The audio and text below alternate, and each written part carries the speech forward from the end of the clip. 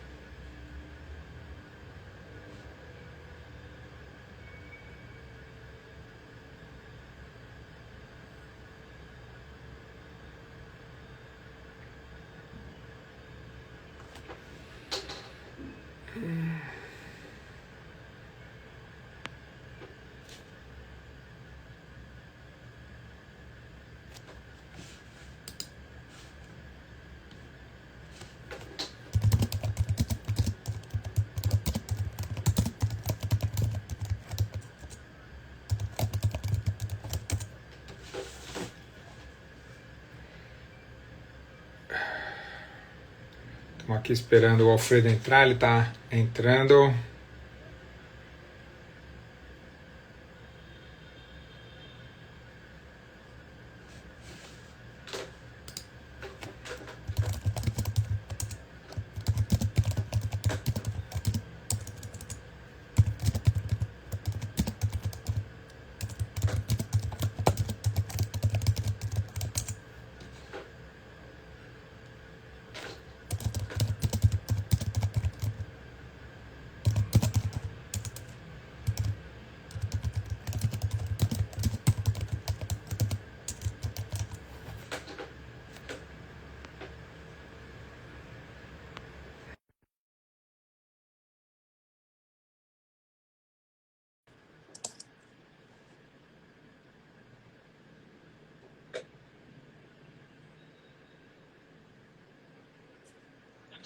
Aí sim, Alfredo.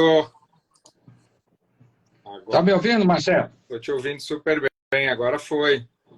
Agora foi. Vamos lá. Vamos. Essas tecnologias acabam com a gente, viu? Mas finalmente dão tudo certo. Vamos lá. Sai. Prazer estar com você.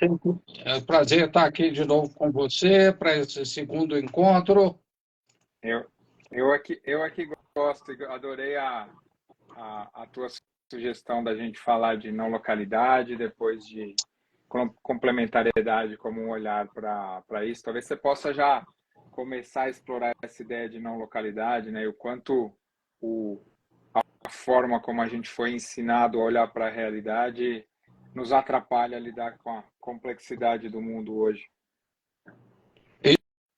Isso aí. Muito bem. Então, deixa eu tentar contextualizar novamente para quem ainda está me vendo a primeira vez. Eu sou físico de formação, professor aposentado da UFMG, 50 anos de docência e, obviamente, completei 75, tenho que sair do Serviço Público Federal. Atualmente, eu tenho interesse em 4 pontos específicos. Eu já expliquei por que eu faço isso. Não vale a pena perder tempo repetindo. Mas são fundamentos de mecânica quântica, vou abordar essa questão hoje. Estudo de sistema complexo, também vou arranhar por aí. A interface vida, não vou mexer com isso hoje. E o fenômeno da consciência, sempre aparece aí um pouquinho. E como um subproduto que vai aparecer aqui hoje, mas que está dentro do estudo de sistemas complexos, são os níveis hierárquicos em sistemas sociais. Então, esse deve aparecer aí um pouco. Bom, como o Marcelo aí aceitou a minha proposta, óbvio que eu posso ficar aqui muito tempo falando sobre essas questões. Cada um desses temas dá cursos e mais cursos, polêmicas e mais polêmicas, ambiguidades e mais ambiguidades, paradoxos e mais paradoxos. Mas deixa eu começar dizendo assim: a mecânica quântica, ou física quântica, ou física moderna, como vocês quiserem, ela está completando por volta de 100 anos. A equação fundamental dela é de 1926. Então, 100 anos que ela já está aí como uma teoria formal, certo? Uma das questões que ela trouxe para nós, e hoje está demonstrado de forma consistente dentro da metodologia da ciência, teórica, experimentalmente, cada vez mais surge é exatamente a questão da não localidade. Mas o que é a questão da localidade? Antes de eu falar isso, deixa eu contar uma outra coisinha aqui. A mecânica quântica é tudo isso que eu falei para vocês. Né? Acontece que ela traz tanta contra-intuição que as pessoas têm dificuldade de adotá-la. Mas isso me soa até um pouco irônico falar que a mecânica quântica é inacessível nesse sentido, porque muito mais inacessível são os sistemas sociais com os quais vocês trabalham. Então, não tem desculpa dizer que isso aqui é inacessível ou não. Tá? Então, mas vamos lá. O que é o realismo local? Ele está carregado de história para todos os lados, e ela nasce. O realismo local nasce com todas essas culturas que nós estamos acostumados a citar o tempo inteiro, seja as orientais milenares, ou seja a nossa clássica Grécia. Né? O que é? Ela ainda vigora de forma assim, muito dominante até hoje. Hein? As pessoas acreditam que o mundo é feito de objetos cuja existência é independente de um observador, é independente da minha consciência, é independente se ele está sendo observado ou não, se eu estou não interagindo com ele. E isso está em conflito com a mecânica quântica e com os fatos estabelecidos pela natureza, pela experiência, na experiência realizada através de abordagens clássicas. Né? Nós vamos achar um monte de raízes dela, mas a filosofia e a ciência ocidental colocou essa questão da localidade, é chamada de realismo local, como das mais altas prioridades para que ela seja vista como uma unidade, uma unificação. E isso aí é muito consciente, com critérios de explicações para as teorias. Eu quero que a minha teoria tenha uma unidade, uma universalidade e todas essas questões. Então, em função disso é que surgem os paradoxos, porque eu quero explicar, e a experiência vai induzir um monte de tensões nesses conflitos, sejam eles das raízes mais variadas possíveis. Os mais clássicos são o dogma teológico ou moral, o medo lógico e psicológico da contradição, ou daquilo que a gente presencia cotidianamente, que é a competição no bojo da vida biológica e da vida social. Então, nós não aceitamos a neutralidade emocional de duas explicações para uma mesma situação. Nós sempre adotamos isso. E a mecânica quântica não é assim. Esse é o ponto, e é isso que eu vou mostrar para vocês. E a consequência disso foi chegar hoje em 2021, com a não localidade sendo um resultado. Então, por 2023, enquanto, 2023, você já tá na não localidade, você já se deslocou no espaço-tempo. Nós estamos em 2023. isso. Nós estamos em que eu falei, Você, 2021? você falou É 2021. porque eu Você saltei falou a pandemia. Eu deletei um prazo aí da da pandemia. pandemia. Então, vamos Uhum. lá. Então, e tudo que tem a ver com essa questão da localidade, do realismo local, de que essa cadeira que eu estou sentado existe, de que o meu celular existe, essas coisas, elas vão ser radicalmente alteradas, né? Então, o que nós aprendemos? Como se deu essas comprovações? Como é que essa história vem sendo consolidada?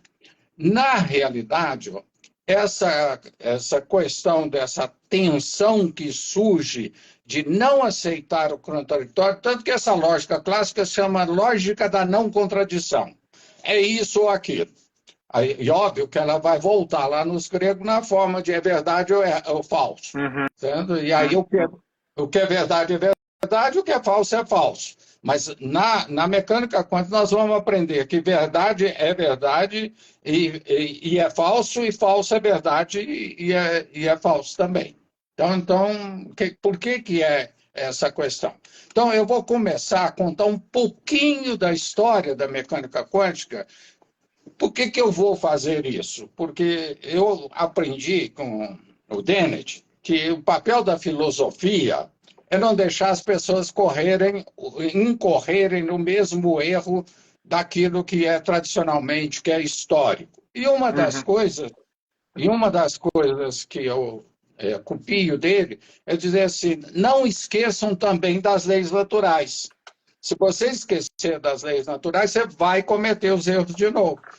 Para as ciências sociais, ciências humanas, de uma forma geral, é mais difícil você entender o funcionamento das ciências naturais. E é por isso que eu vou contar um pouquinho da história do, da mecânica quântica, certo? Então, nós tínhamos uma realidade objetiva, é um materialismo que tudo pode ser acessado através de experimento, e que por trás disso está a separação ontológica introduzida há muito tempo, mas vamos botar em Descartes, mente e corpo. Uhum. Sujeito-objeto, objetivo subjetivo. Por trás disso estão todas esse dualismo, essa Alfredo, dicotomia. Sim, Alfredo, só para chegar lá, e talvez as pessoas estão ouvindo, né? E acho que tem uma coisa interessante que é no, nas tradições mais milenares, tanto do Oriente quanto do Ocidente, sempre existiu uma tentativa de integrar e de explicar o funcionamento do todo, né? Então, essa dicotomia espírito, mente e corpo não existia para os gregos, não existe no budismo, não existe no hinduísmo, e ao longo da história, né, Sócrates, Platão, Aristóteles, e aí depois no começo da Idade Média, Santo Agostinho resgata Aristóteles e São Tomás de Aquino, e que acabam criando uma influência grande, que é os primórdios dessa separação espírito, corpo, mente, que vai fazer a gente entrar nesse lugar de olhar para a realidade como coisa separado do que não é explicado e do que é mistério, né? E aí, depois, eu estou falando isso porque, de alguma forma, existe a realidade, essa realidade objetiva que as ciências duras explicam, e aí você vai contar a história da mecânica quântica. E quando você for contar a história da mecânica quântica, também conta por que a mecânica quântica não explica as questões transcendentais e espirituais, que muitas vezes as pessoas cometem esse equívoco de usar a história da onda e da probabilidade, da não localidade, como se fosse uma explicação metafísica. maravilha. maravilha, isso aí está fantástico. Mas deixa eu te contar outra coisa.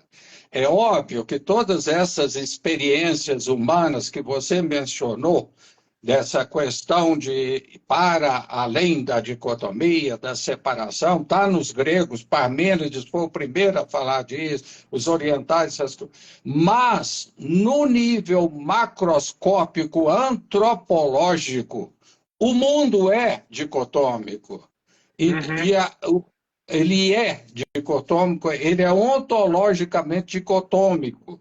Então, o que nós temos que aprender a responder é o seguinte: por que é que nos sistemas simples, microscópicos da mecânica quântica, ele não é dualista? E por que que nos sistemas complexos, seja dos gregos, seja dos orientais, seja da ciência dos estudos de sistemas complexos na atualidade, ele também não é?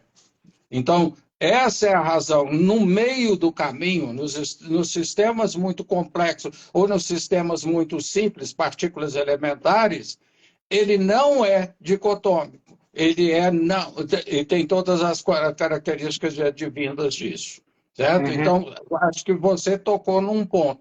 Só que o fato da nossa ciência ter nascido no nível de escala que nasceu, de escala de complexidade, de tempo, de dimensão, ele nasceu dualista.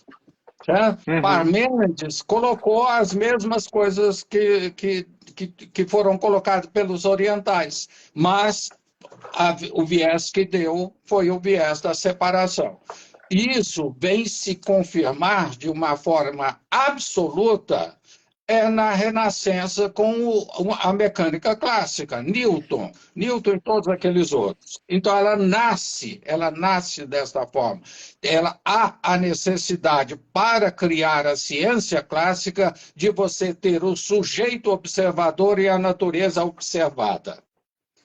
O que a mecânica quântica mostra e o que todas essas culturas mostram é que não é assim. Uhum. Sujeito e objeto estão integrados. Certo? Então, agora por que é a parte de toda essa visão humanista desse problema não teve primazia sobre a escala antropológica da física clássica?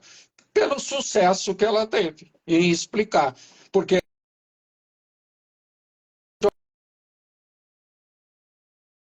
questionando sem questionar. Se Descartes tivesse dito que é uma coisa só, corpo e mente, ele não teria escapado da fogueira.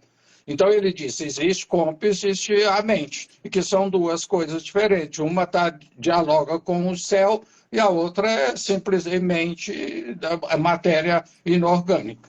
Então, é um pouco no linguajar da época, né? Agora já estou usando linguajar aqui. Mas então deixa eu contar só um pouquinho. Então, acho que nós estamos alinhados nisso. Né? O que nós queremos é exatamente agora resgatar toda essa cultura que existe milenar, mas adequá-la, harmonizá-la, sintonizá-la com o mundo microscópico. Mas isso não é fácil, porque os problemas no mundo complexo das relações sociais vai trazer outro tipo de problema que não existia, que não existe no mundo microscópico. Já se consegue fazer de forma bastante adequada na interface vida-não vida.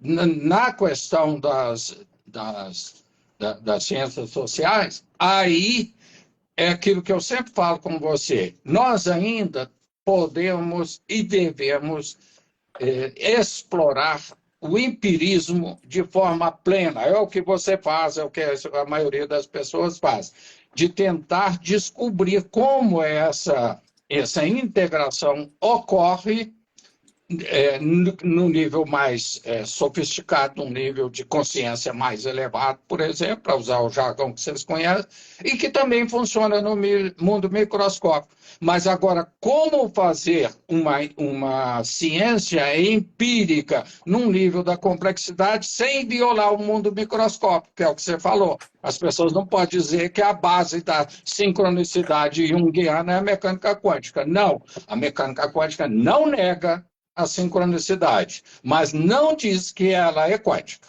Certo? Uhum. Então, é um pouco disso que eu acho que vale a pena entender o que acontece no nível da mecânica quântica para nós gradativamente irmos subindo de nível. E Quando chegar na complementariedade, aí é que o negócio fica bonito. qual que é, qual que Ok? é, qual que é, vamos nessa. E aí talvez você possa explorar na medida que você explica a mecânica quântica, qual é a implicação, a importância de entender mecânica quântica para a nossa relação com a realidade? A realidade, ó, qual é a ciência que predominou até o século XIX, final do século XIX? A mecânica, a física clássica, a ciência clássica, o determinismo cartesiano, o materialismo, essas coisas todas. Acontece, e no final do século XIX eles acharam que a ciência tinha acabado. Aí surge a relatividade e a mecânica quântica que bagunça tudo. Quando surgem essas duas, você não consegue criar nenhuma narrativa coerente, consistente, a partir da narrativa clássica. Então, esse aqui é o ponto que a física hoje, a física mais fundamental que existe hoje, desse ponto de ciência básica, é a mecânica quântica.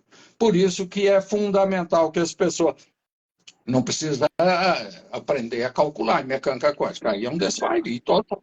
Mas Uhum. é saber os princípios da mecânica quântica. E é isso que eu estou tentando falar aqui, certo? Porque a mecânica quântica diz a dicotomia mente-corpo não existe. Ela vai além. Ela diz assim, a realidade é concedida pela consciência.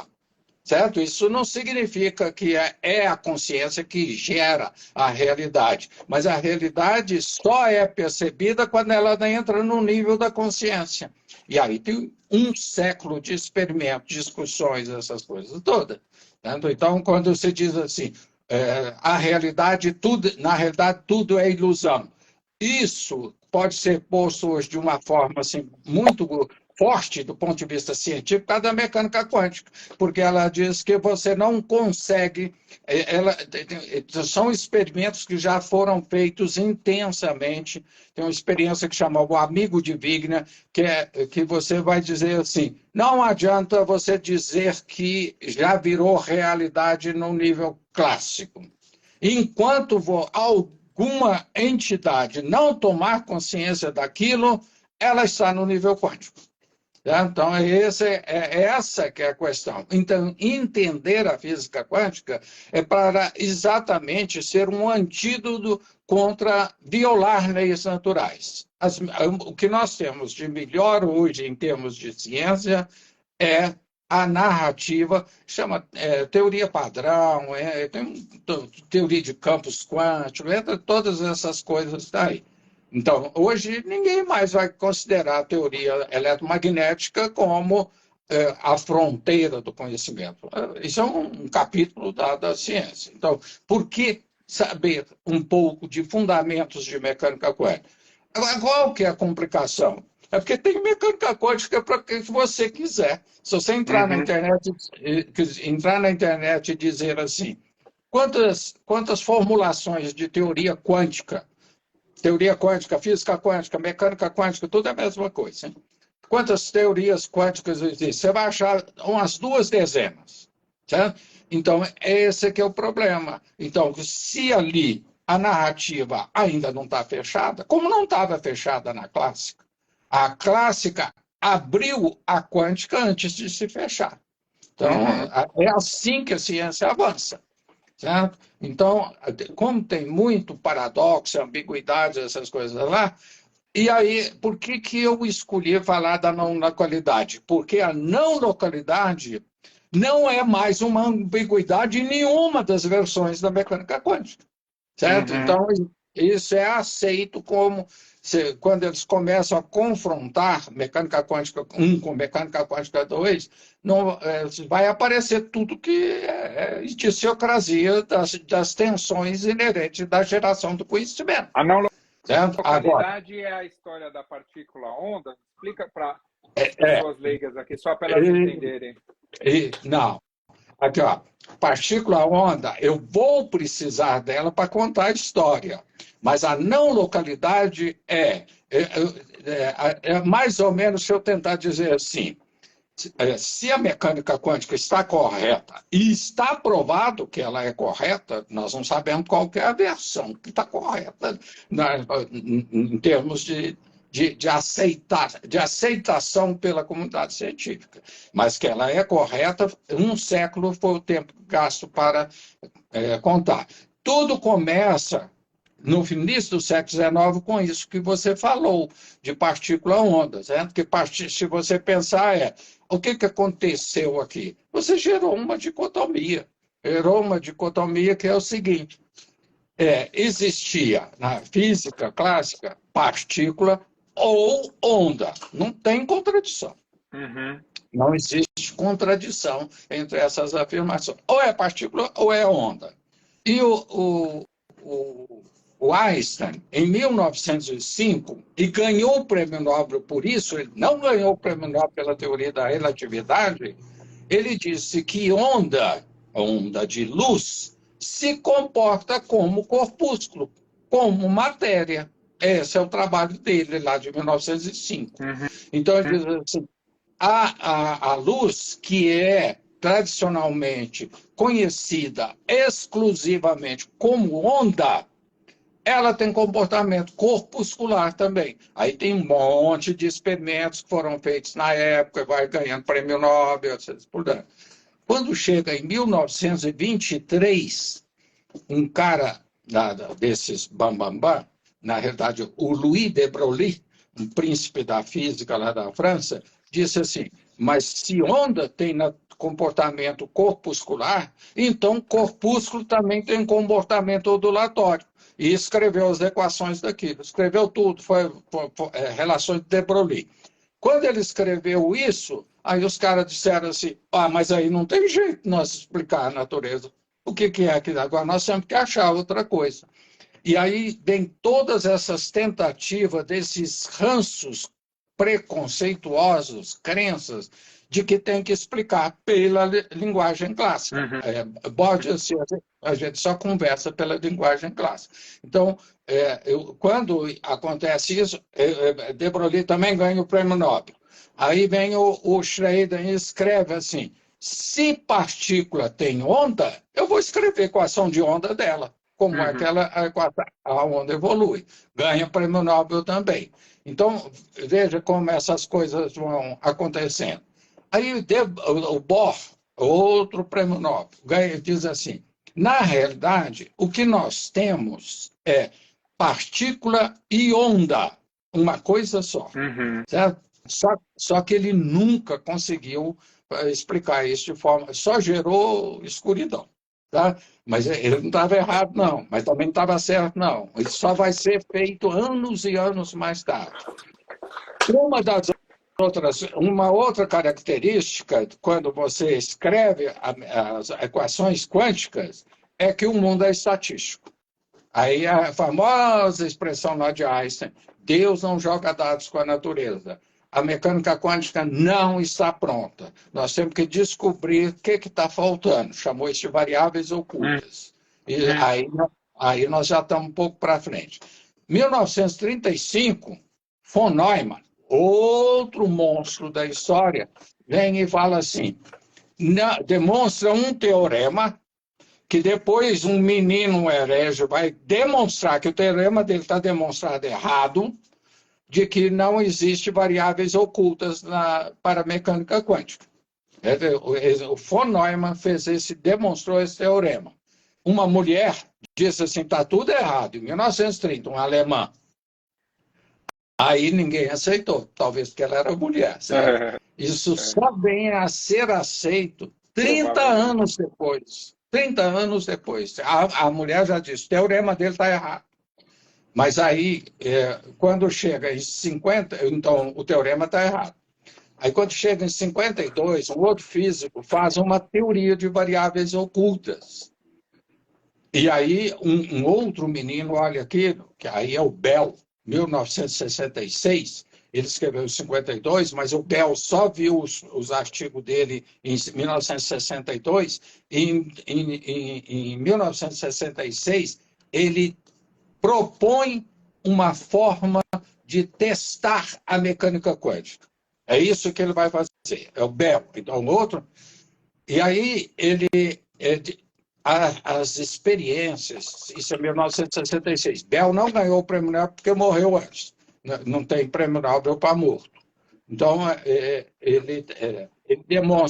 ele também demonstra, e aí o povo aceita, de que o von Neumann estava errado, que a teoria de variáveis ocultas existia, mas que o experimento dele vai demonstrar que a teoria quântica das variáveis ocultas estava errada. Então, você já eliminou uma, estava lá. Então, você tem exatamente essa questão. E aí vem o Wigner, o Eugene Wigner, que é um desses grandes aí da história também, com o D'Espagnat, que demonstra que é possível testar isso de alguma forma. O Bell mostra o caminho, Wigner e D'Espagnat. E D'Espagnat tem um grande mérito, que ele diz: ele que traz o conceito de natureza velada, você nunca vai ter acesso à realidade, é aí que entra a história. A mecânica quântica não te permite ter acesso a uma realidade absoluta, certo? Então, vem todas essas coisas. Em 1992, um cara vem e faz a demonstração experimental, 1982, de que a mecânica quântica está corretíssima. Ela é a ciência, o estado da arte da ciência. Daqui a algum tempo ela vai ser suplantada por outra. É assim, ciência, morte após morte, a ciência avança. Então,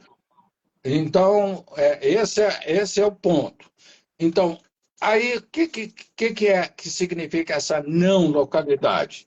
Significa que a mecânica quântica está correta, qualquer entidade quântica abrange todo o universo. Então, não tem conversa. Não importa se você mexer aqui, você mexeu lá na Alfa Centauri, noutra galáxia.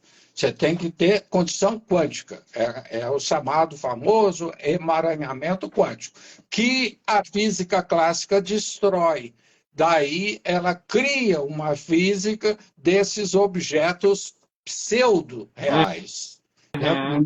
A outra é uma visão integral do sistema. Então, esse é um conceito que diz assim: você estava errado, outro estava errado, outro estava errado. E os meninos fazendo as coisas e construindo para a construção. Então, a mecânica quântica é a ciência do momento, na história da humanidade. E ela diz: não tem essa questão. E para descrever um sistema quântico, aí entra com esse princípio da complementariedade. Aí que fica bonito. Só antes da gente entrar no princípio da complementariedade, eu acho que tem um ponto importante para as pessoas entenderem a questão quântica e o que você trouxe agora, que é esse olhar para a realidade a partir do conceito de sujeito-objeto e a questão da realidade relativa. Só antes, porque eu acho que vai ajudar depois as pessoas a entenderem a complementaridade, se você puder explorar um pouco isso. Cortou um pouquinho, Marcelo, eu entendi 80%. Não, o que eu falei é que eu acho que para ajudar a entender, porque quando você chamou de pseudo-realidade, eu acho que tem um ponto importante de entender a relação a relação sujeito-objeto na interpretação da realidade, na experiência da realidade e a natureza relativa da forma como a gente experimenta a realidade. Agora ficou claro. Você falou uma palavra-chave, que é relatividade. A experiência que foi feita para conduzir essa afirmação de que tudo é uma ilusão é que quando eu faço um experimento Na física, esse problema chama-se problema da medição, tá? Medição, medida, o aparelho de medida e o sistema medido. Então, é um problema que ele é chamado assim. Mas dá na mesma, tá? Em qualquer área, essa é a dicotomia que vai estar por trás. Como é que isso foi feito? Eles fizeram o seguinte experimento, isso é experimento. E a partir de então, é uma proliferação de experimento que não tem jeito. Sim. É cheio, é chique, certo? Eles fazem assim, a mecânica estatística, a mecânica quântica é estatística. Eu vou lá e faço uma medida. Eu obtenho um resultado que os físicos sabem calcular. Cala a boca e calcule. Eles sabem calcular a probabilidade do resultado que vai aparecer.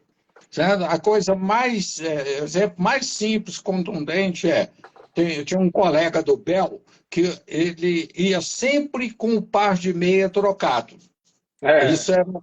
Isso era lei. Certo?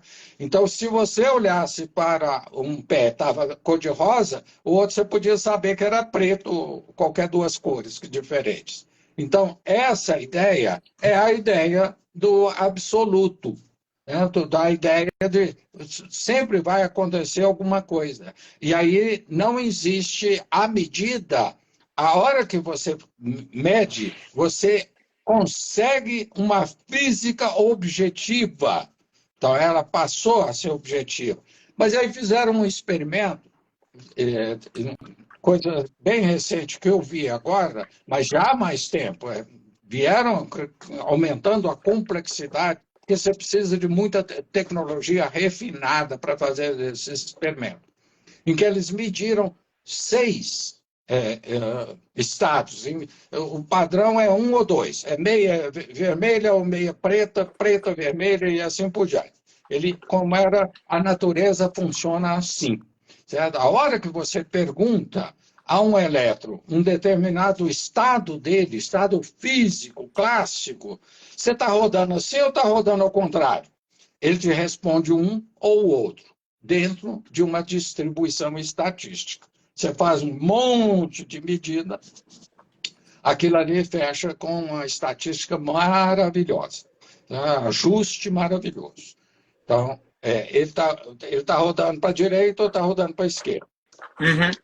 Isso em física chama spin, mas detalhe, não importa. Tá? Aí eles fizeram o seguinte, colocaram 6, mas basta 3. Você é um observador e outra pessoa é um observador 2 do sistema. Digamos, um elétron ou um sistema social, que você quiser. Quando esse aqui mede o sistema, este daqui mede o sistema simultaneamente, eles têm resultado diferente. Então, a presença de um segundo observador muda o sistema. Essa é a questão de que não existe uma verdade absoluta. Cada observador, e aí você pode botar 8 bilhões de pessoas fazendo a mesma experiência, na mesma condição, na mesma situação, cada um vai obter um resultado diferente. Então, a realidade é aquela que o observador cria. Tá? É nesse sentido que a realidade é uma ilusão. Para resolver isso é que você precisa do princípio da complementariedade, que você vai precisar de narrativas complementares. Esse aqui vai narrar uma coisa, esse vai narrar a outra coisa. E essas duas essas duas narrativas são formalmente incompatíveis e não redutíveis uma na outra. Essa é uma das consequências de tudo isso que eu estou falando para vocês. Agora, veja bem, é exatamente assim que os sistemas complexos funcionam. Certo? Então, uma das minhas conversas sempre lá com você era a questão do significado da palavra intervenção. alguém lá. Essa palavra, às vezes eu gosto dela, às vezes eu não gosto. É exatamente por isso. Certo? A partir dessa constatação, se você quer se aproximar mais de como o sistema é, você tem que se emaranhar com ele. Então, aí quando fala assim, é interventor, para emaranhar, é um interventor que você entrou no sistema. Não tem jeito mais de você separar observador observado. Então, um consultor, de alguma forma, ele tem que entrar no sistema, ele tem que ser parte ativa, ele não pode ser meramente uma parte passiva. Então, você tem que criar narrativas diferentes. Nos sistemas sociais, vai ser assim, o interventor, ou consultor, ou colaborador, ou o observador, o nome que você quiser, que agora a Tanto gente faz. entendendo, tanto É, faz. eu queria comentar duas coisas com você aqui. Primeiro, quando eu trabalhava no Fleury, tem a medicina está indo para um nível de medicina genética, né? Então tem a proteômica e eu lembro que existia uma máquina para fazer a proteômica é o exame que faz que olha para a quebra de proteínas, né? Para o DNA na quebra de proteínas. E a máquina ela tinha uma regulagem super complexa porque ela variava o resultado de acordo com o observador. Quem estava operando a máquina interferia no resultado. E eu Certo. achei isso espetacular, porque na verdade a gente está falando de uma dimensão objetiva, que é dar um diagnóstico de algo físico para uma pessoa, para uma máquina que vai no nível ali da partícula e que o observador interfere no resultado, né? Exatamente. Esse é um belo exemplo de uma aplicação da mecânica quântica. A tecnologia ali é todinha quântica, é todinha da mecânica quântica. Tudo que está por aí hoje, celular, e GPS, tudo eu diria que sim, mais de 50% do PIB dos países desenvolvidos é mecânica quântica. Né? Então, não tenha dúvida quanto à validade dele. Mas é exatamente isso que você falou. Então, eu estou tentando falar do sistema mais simples que tem, que é partícula, onda, elétron, spin para cima, spin para baixo, essas coisas todas. Que lá, fundamentos de mecânica quântica. Como isso gerou o princípio da complementariedade? Agora, a questão é, como você usa o princípio da complementariedade num sistema complexo como esse que você falou? Porque a extrapolação não pode ser direta, porque Não. você tem que achar quem está conversando com quem, que tipo de intervenção, se você quiser agora, ou simplesmente que tipo de emaranhamento que o observador com o sistema vai fazer para você induzir. Agora, a indução, nesse nível que está aí, os filósofos também já fizeram isso de forma coerente e consistente. Começou lá com Schopenhauer, que é a ideia da volição. Certo? Então, é a Uhum. mesma coisa. Eu faço com que a minha vontade interfira.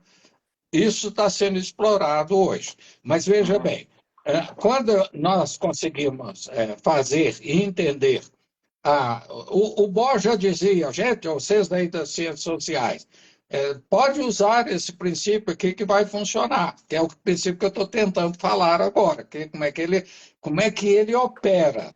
Certo? Porque Uhum. se entender como ele opera na mecânica quântica, aí você pode fazer, agora eu posso extrapolar para o meu sistema complexo, o Então, meu sistema social.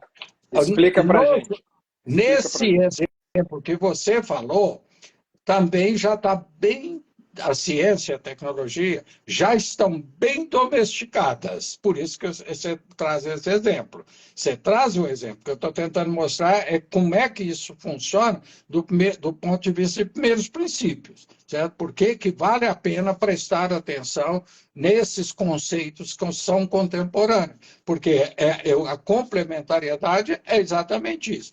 A complementariedade nos sistemas biológicos é estrutura-função. Certo? Então, Uhum.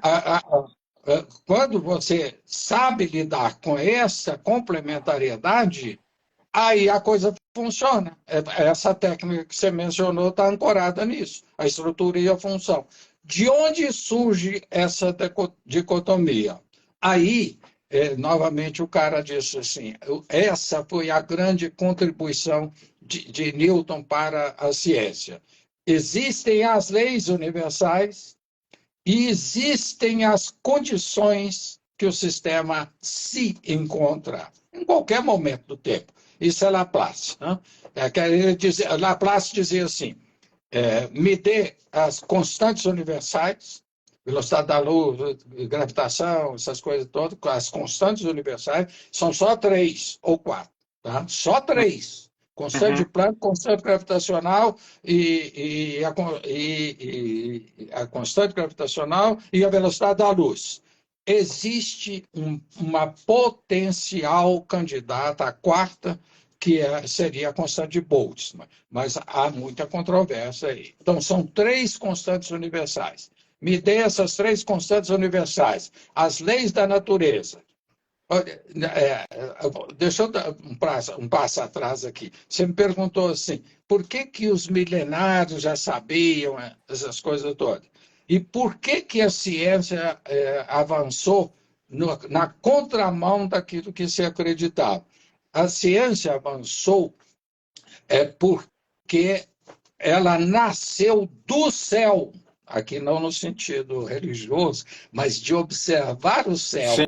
A primeira lei universal que foi escrita pela ciência, a ciência clássica, que nós da física chamamos de clássica, mas que é da época do modernismo, é a equação da gravitação. Certo? E no caso da gravitação, é onde o observador não tem papel nenhum. O fato de eu estar observando o Sol ou não observando não altera nada. Mas num sistema social isso não é verdade. Por isso que nos sistemas sociais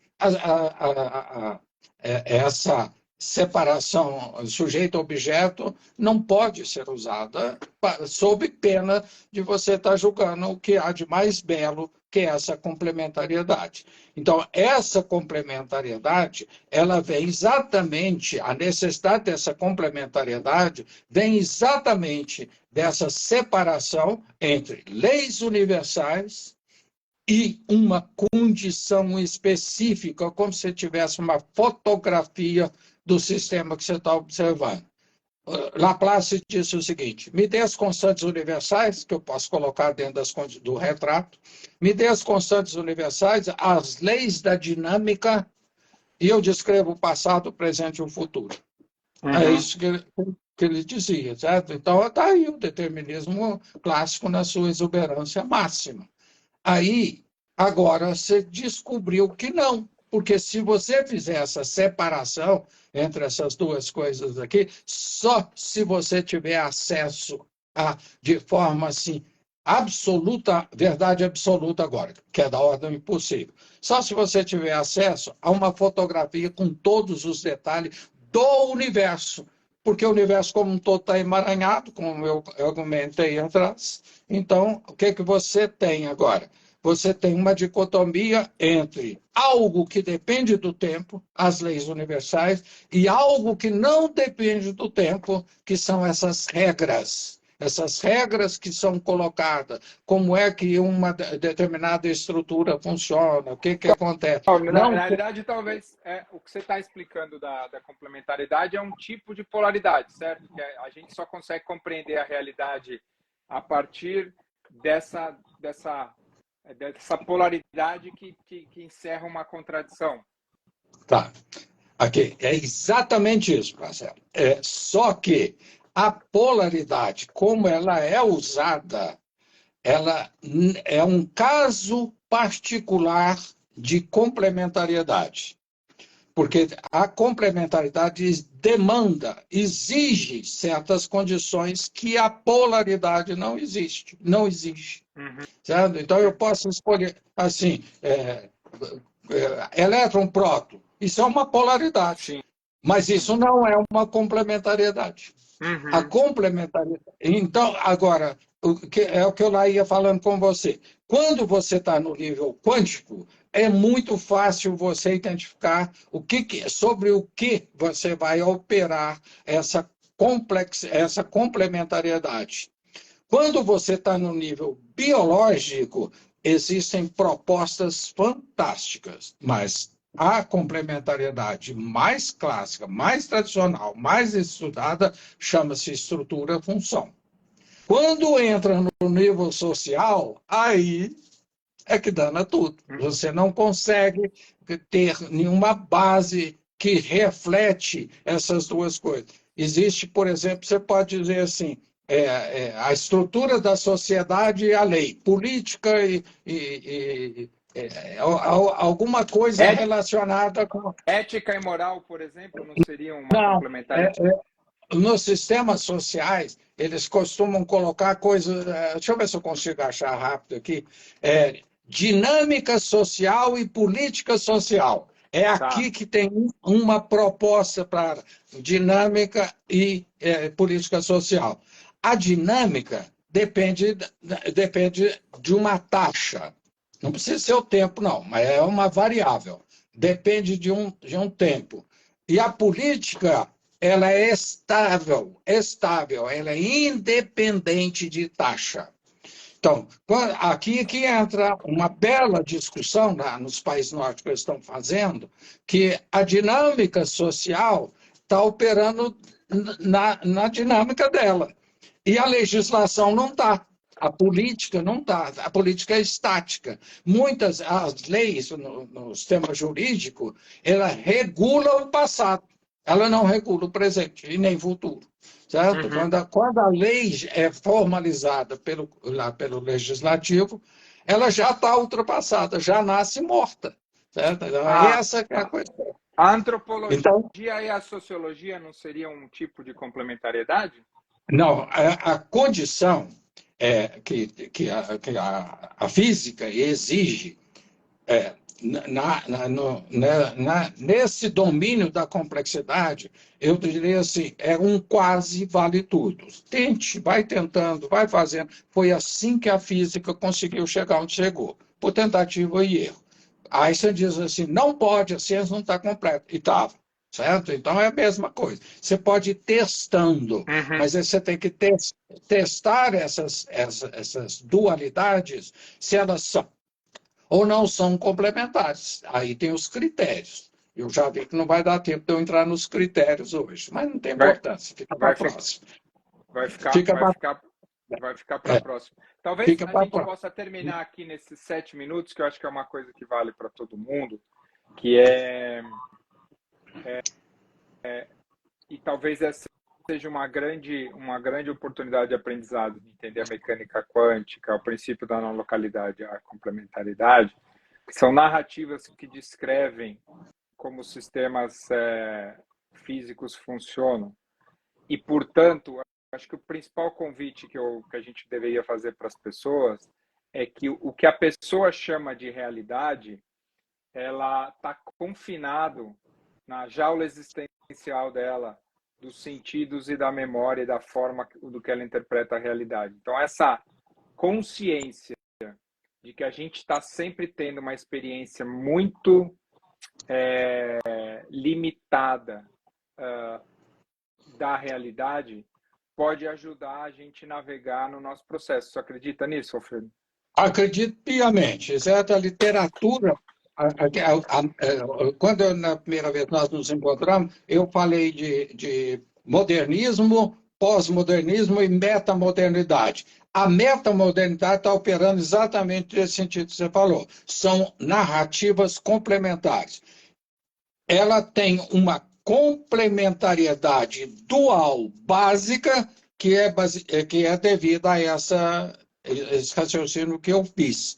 Mas é óbvio que a complementariedade, se você tem duas e tem uma metodologia, você vai subindo de níveis, certo? É essa que é quando amarra todo esse olhar com a complexidade, que é hierárquica, você aplica a complementariedade num nível ele te permite você pular para o outro nível. Uhum. É esse que... Então, quanto mais gente olhando o mesmo sistema com olhar complementar, diverso, aí você tem mais chance de subir níveis. Né? Então, essa era outra coisa. É como se esse emaranhamento que você descreve, né, por meio da complementaridade, fosse criando uma base, uma tessitura para ir criando. Essa é uma boa imagem para descrever o que você acabou de falar? Veja bem, esses sistemas complexos são hierárquicos, significa que são discretos, não são contínuos.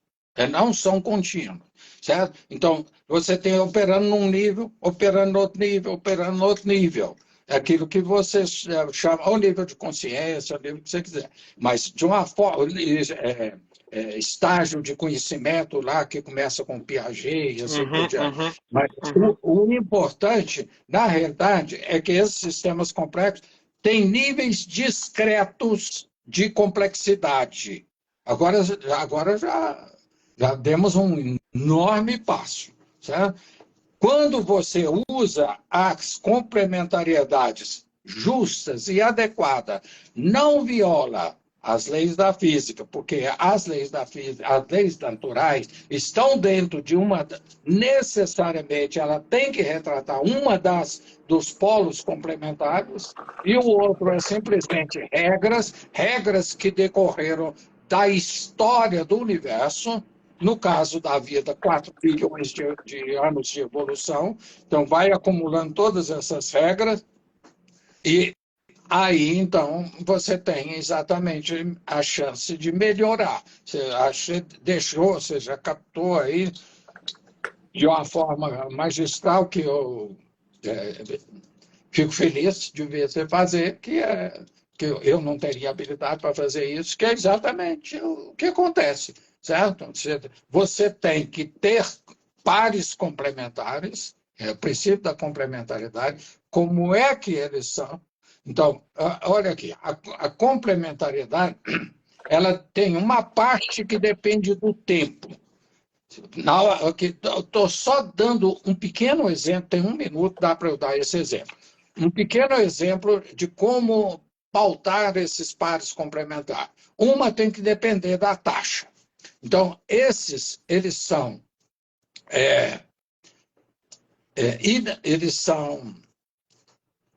eu não vou saber isso de cor, não. Eu teria, mas deixa eu ver se eu acho aqui.